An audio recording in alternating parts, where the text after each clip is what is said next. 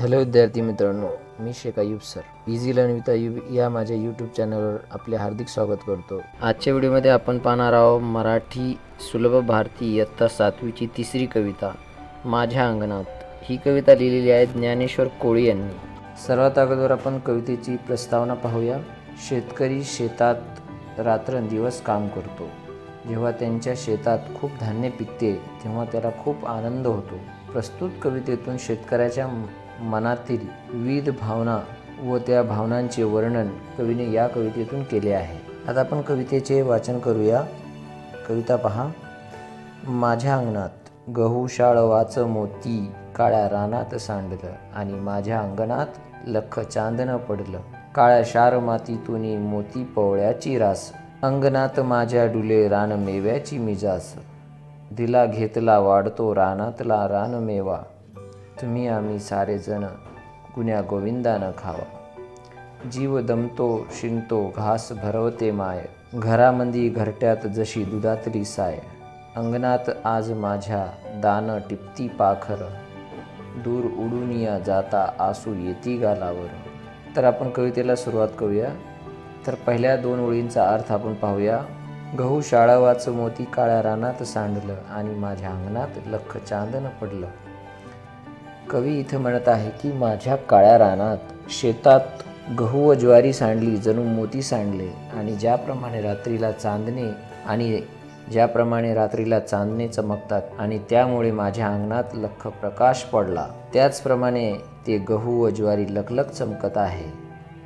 म्हणजेच शेतीतील काम करून जे अन्नधान्य मिळवलेले आहे शेतकऱ्याने ते अन्नधान्य पाहून त्याच्या मनात असं वाटतं की जसं लखलख चांदणे आकाशात ज्याप्रमाणे चमकतात त्याचप्रमाणावर माझ्या अंगणात ही अन्नधान्याची दाणे लखलख चमकत आहे.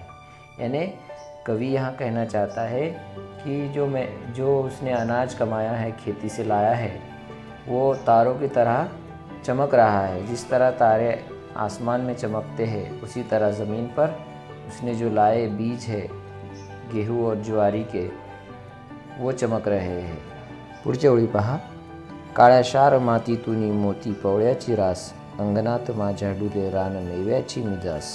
कवी म्हणतो आहे म्हणजेच काळ्या मातीतून गहू व ज्वारी निघाली ती पिवळ्या मोतीची रास म्हणजेच मोठा ढीग आहे आणि ह्यामुळे माझ्या अंगणात जो रानातून निघालेला रानमेवा म्हणजेच अन्नधान्य ऐटीत व मिजासात डुलत आहे. ज्याप्रमाणे एखादा राजा रस्त्याने चलत असतो आणि त्याचा जो डोक्यावरील टोप आहे किंवा जो तुरा आहे तो ऐटीत दिसतो त्याचप्रमाणे माझ्या अंगणात तो रानमेवा म्हणजेच अन्नधान्य मोठ्या ऐटीत व मिजासात डुलत है. यानी कवि कहना चाहता है कि उसके जो खेतों से अनाज जो उगा है कवि को यहाँ कहना है कि अपने खेतों में जो अनाज डुल रहा है डोल रहा है कवि ये कहना चाह रहा है कि अपनी काली खेतों से काली मिट्टी से जो अनाज उगकर डोल रहा है वो इस तरह से जैसे राजा के सर पे ताज डोलता है उसी तरह से उसके खेतों में ये अनाज डोल रहा है. कवि यहाँ पे ये कहना चाहता है कि उसके जो काले मिट्टी से जो अनाज गेहूँ ज्वारी निकली है वो पीले मोतियों की तरह एक जमा हुआ एक बड़ा गंज है और उसकी वजह से उसके आंगन में जो खेतों से निकला हुआ रानमेवा जिसको मिठाई की तरह कहा है वो बड़े मिजाज में डोल रहा है. ऐसा यहाँ कवि कहना चाह रहा है. पुढच्या ओळी पहा.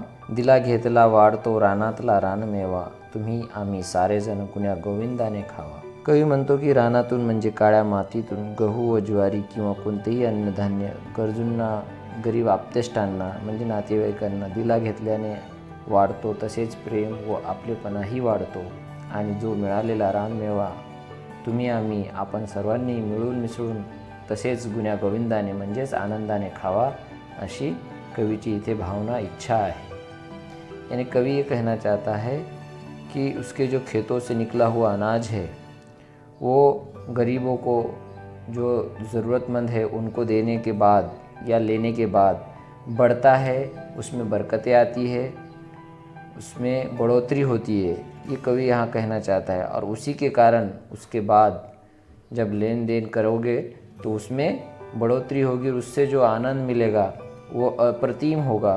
और उसके बाद जो आनंद मिलेगा, यानी सभी ने मिलकर वो जो दिया लिया हुआ अनाज है उसको हमने सभी ने मिलकर खाना चाहिए, उसी के कारण हमें आनंद मिल सकता है। पहा पुढच्या ओळी, जीव दमतो शिनतो घास भरवते माय, घरामध्ये घरट्यात जशी दुधातली साय।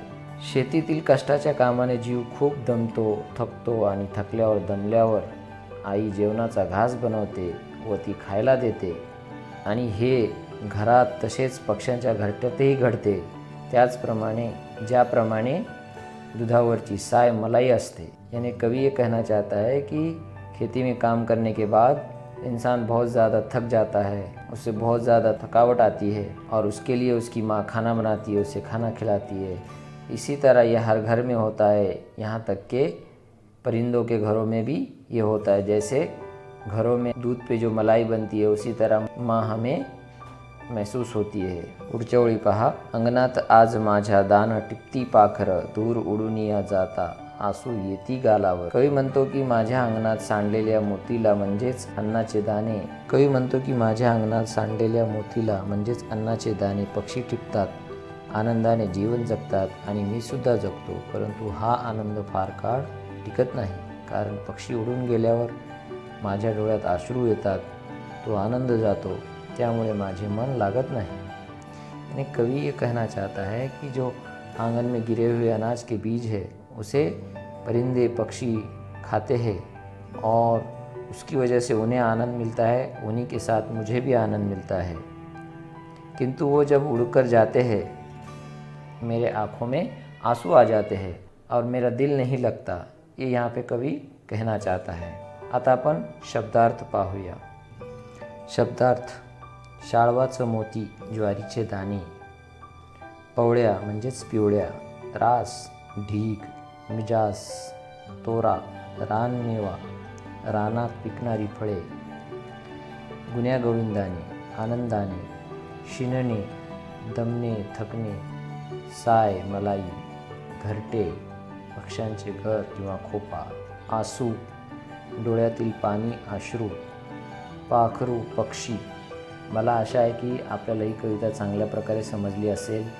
जर आपले काही प्रश्न असतील तर आपण कमेंट बॉक्समध्ये कमेंट करू शकता। धन्यवाद।